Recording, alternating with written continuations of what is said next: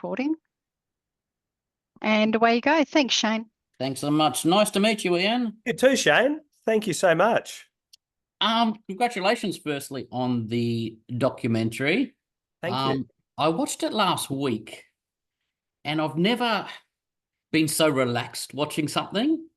How did you go about getting the idea to shoot a documentary like this? Like, I wanted to know, like, how did you know you'd get something interesting out of it? That's such a good question. And that was, we asked that question of ourselves a lot. Mm-hmm. I think it's such a precise way to start because in other films that are done that may have been much more obviously, whether it's social impact or about a famous singer-songwriter like Paul Kelly, you know what you're getting. Mm-hmm. I think the key was generally I've been deeply involved or engaged with the subject matter somehow, and so swimming happens to be my main passion. activity. Yeah. But I wasn't that familiar with Bondi Icebergs, and I felt coming out of the final quarter and a film, The Department, on child protection that maybe, and then COVID came along, but maybe it was time that, and it seems strange saying this, but doco makers, we feel we're always wearing the hair shirt, and we have to give ourselves permission to do something that's not, about human rights or something. So that took a bit of time to go, is A, are we going to get anything? But B, is it running away from my responsibilities as a filmmaker, doing something that actually might be light and happy and engaging with audiences? And that took a little while, because I was looking for a topic, but it was actually when I was sitting down there poolside with friend of mine, Mark Simpson-Lee, who ended up being one of the EPs in the film. I was saying, I do want to do something happy. I do want to do something that inspires people, that enables people to relax and whatever. And she said, well, what about here? And we were, I thought, it's so obvious. And then it was about all the things I hadn't thought about, but I was looking for, and community and a yearning for connection were two of the most important things. And so to answer your question, I think we thought, well, if we've got those two elements, that the importance of people coming together and the us as creatures, being social creatures, we do need connection. Maybe we've got something there. So yeah, I realized myself smiling when I was watching it about an hour in, going, this documentary is what I do a See to Eat review, where you just want to hear people's stories, and there's no agenda, which I love about this document. There's no agenda. It's just people's stories. And that's what I love to hear. People want to feel a sense of connection you get from it as well. And just everyone has got a different story to tell. Yeah. And it really brings a smile to your face that all these people from all different ways of life have ended up at the same pool, in the same group. Is that what you knew was going to come about, or that you go, after watching all the footage, you go, this has come about from this? It's such a good question. And that a bit of both. We'd sort of hope that, but we on the website, we did about 100 full-length interviews with everyone, as sort of a gift for the club. And we knew we didn't want to have any interviews in it. And we knew that we wanted to do a non-traditional one whereby potentially the pool itself was the central character. But how do we, there were times where we thought, let's not have any voices at all. And then it felt really empty. Yes. And the original working title of the film was The Swimming Pool. And then, exactly as you're saying, suddenly we saw it was this pool of humanity. And so the pool seemed to be a much better title. And the big question was, how do we give a sense of everyone who actually is drawn together by that pool? And that's where we thought, if it was a traditional doc where we've sort of been character-based, we've had sort of 5 or 6 characters, and three-act structure and narrative arc and all that. We thought, no, let's break all the rules. Let's make the pool the central character.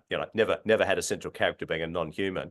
And let's just get sort of little snippets. So rather than being characters, they were participants. And we thought too, let's find people by theme rather than by who they are. So finding someone who represents mental health or depression or sickness or fear or family or meditation or volunteering or routine. That the couple who meet there at 13 minutes to 7 every morning. Yeah. That said so much to us much more about knowing, who they were. One happened to be an art dealer. One happened to be a musician. We thought that wasn't important. It was actually what they were doing. Yeah, yeah.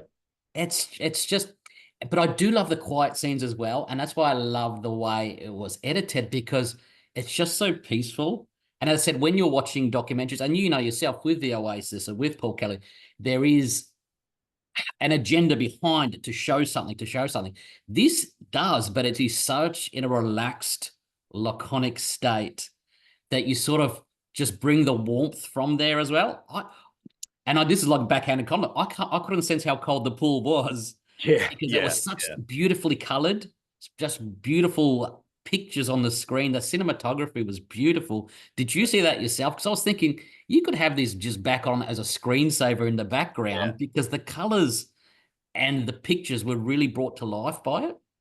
Oh, I'm so pleased you say that, because that was sort of very much the intent when we went down there. We knew blue was going to be a color. We're doing a film in a country town, and green happens to be the palette. But we were talking about the different types of blue and came up with about 15 blues, and then we tried to, and we did a wonderful film grade, but we never shifted the color of what we saw.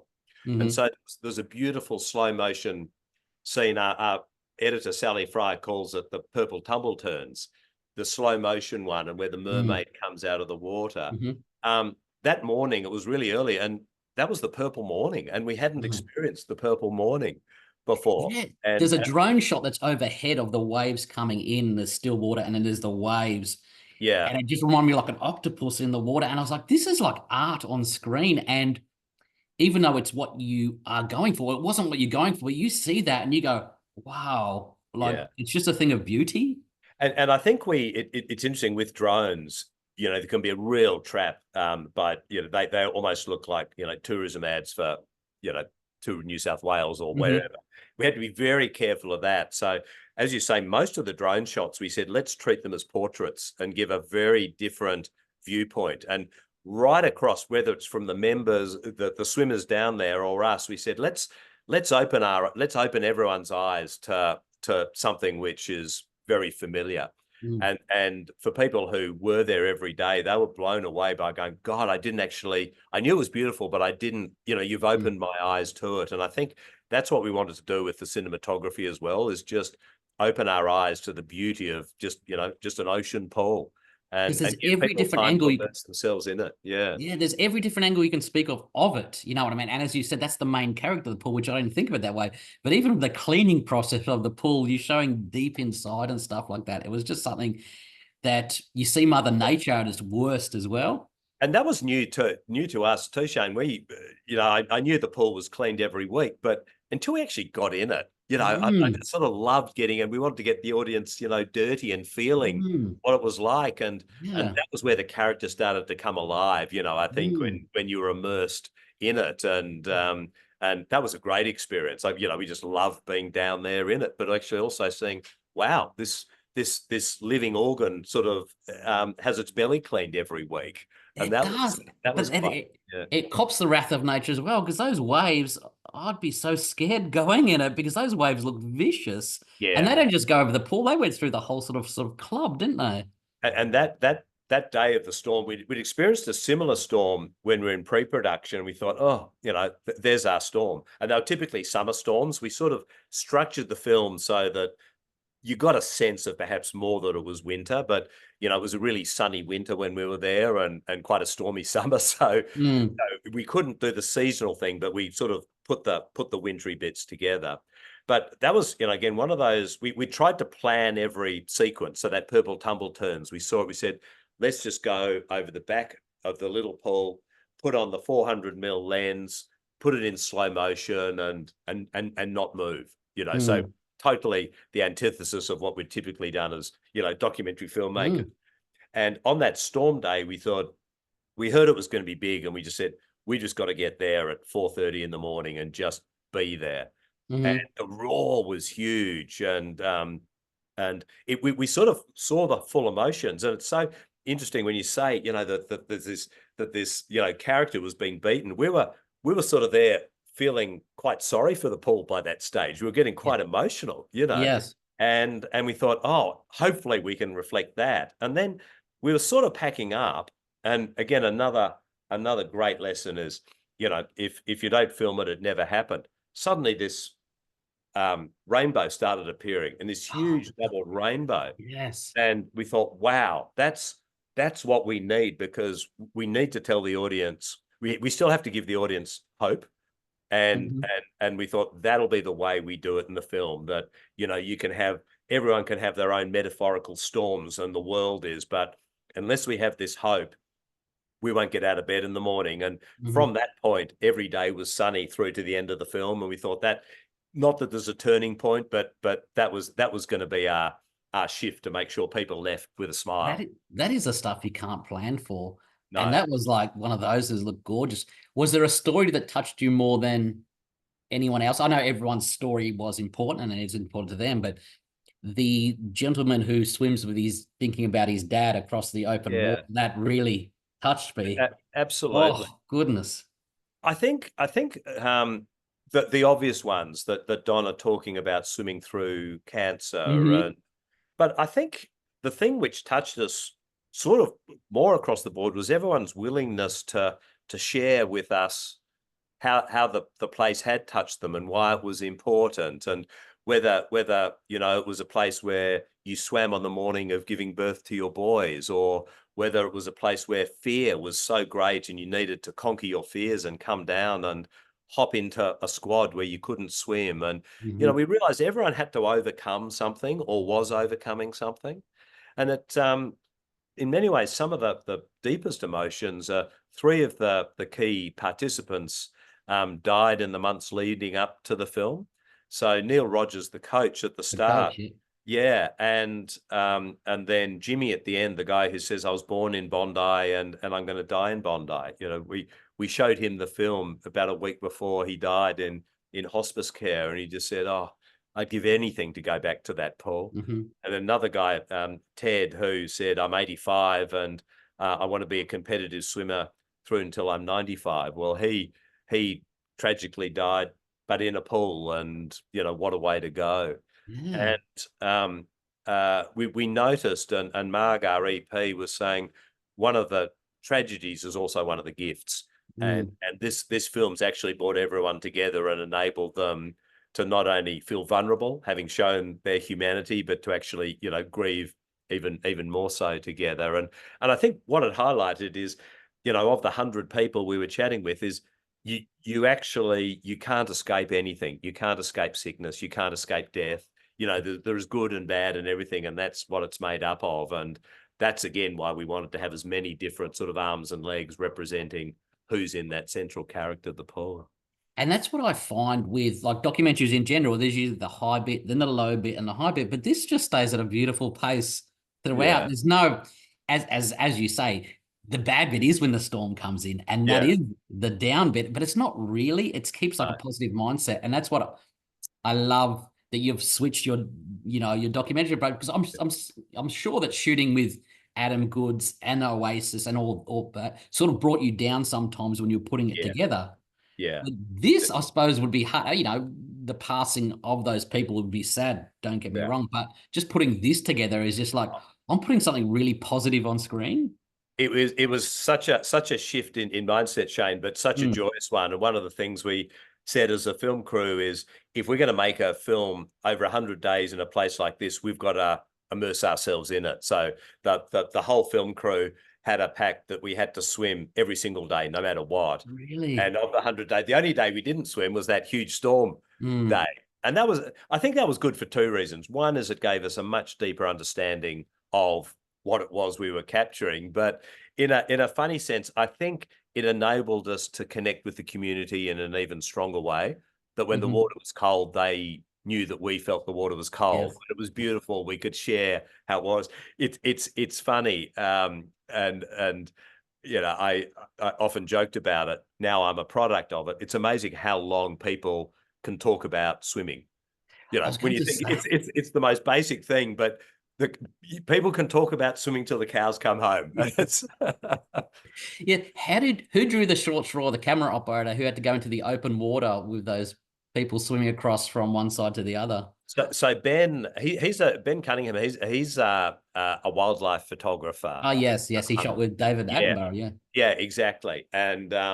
And so he's got his full sort of PADI and scuba license. Oh, cool. So even the opening scene, he was lying on the bottom of the pool in his scuba thing, and a few of the swimmers, jumped in after he'd got in, and they got the shock of their life, seeing I'm watching it. I'm watching him. People swim to the other side, and I went, the camera operator is going to do a distance shot because he won't be with them. And I went, oh, that poor bugger's just been recruited to go across with them as well. And I think, we had a number of sort of people in the water, but again, in that scene, which was at the end when Jason was talking about his father, we thought, well, he is talking about you're in there, and it's not just a stroll. So we really wanted to immerse ourselves in every element of it, and I think that was important to get in the water and then also amplify the sound so it matched exactly how you were feeling when you were there. I should talk about the soundtrack, right? So this is where I'm sort of sitting with it, right? So I see there's an older demographic with the Bondi Icebergs. Did you see a younger generation coming through? I saw a few, chats with the younger, but do you find a lot of it? And is that how you related to like the 60s style of music putting into with the pool as well? It seemed to be an older demographic, maybe because I was born in the 60s, but I think it was rather than me or the people there. I think we thought, well, the 60s was really when surf culture started in Australia, and bands like the Atlantics, some of our Australian sort of Beach Boys, and we were wondering, you start with a clean slate always. Where do we take the music? And we thought one of the things with the music and the color palette and the font is, what is it that is going to bring that joy? And so we thought, how about the 60s? And then our sound designer, Paul, said, but was the 60s a decade of joy? And I thought about it, said no, but there were these pockets of joy that, you had nuclear threats and demonstrations and war and human rights abuses, all the sort of stuff we're experiencing now. But you still had the Beach Boys and great films that made you feel uplifted. And we thought that's exactly what Bondi represents. It's this pocket of joy where, there's a lot of shit going down in the world, but when you're there and you're in that pool and you're in that pool of community and humanity, you can actually just suspend what's happening for a period. And we thought that the 60s music would do that.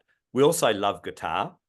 And so there are a lot, whilst it was 60s music, there are a lot of 60s tribute bands and some all women bands from Japan in that, which and Seattle. And also one of the interesting things, Paul did a fabulous job. He said, I'm going to try and find the first Baroque piece where guitar's ever been used. And there's that scene of Marg diving in the water, solo swimmer, happened to be 10,000 naked people on the beach with in a photo. But Jean-Baptiste did this piece, Lully, in 1658, and it was the first Baroque piece that used a guitar.